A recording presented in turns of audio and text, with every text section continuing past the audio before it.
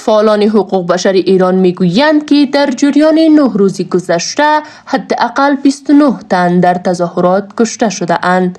هرانا، نهاد خبری فعالان حقوق بشر ایران، روز سه‌شنبه 6 جنوری در یک گزارش مفصل اطلاعات در مورد تعداد کشته شدگان، زخمی ها و معترضان دستگیر شده در 9 روز گذشته را نشر کرده است. بر اساس معلومات منتشر شده توسط این نهاد، حداقل 68 تن از تظاهر کنندگان نیز زخمی شده اند. بیشتر این افراد توسط نیروهای امنیتی ایران با مرمی‌های رابری هدف قرار گرفته و مجروح شده اند. بر اساس هرانا، نهاد خبری فعالان حقوق بشر ایران، از میان 29 کشته شده تنها 2 تن آنها از نیروهای امنیتی ایران بوده اند. خبرگزاری DPI جرمنی از قول فعالان حقوق بشر ایران گزارش داده که بیش از 1200 معترض در شهرهای مختلف ایران دستگیر شده اند.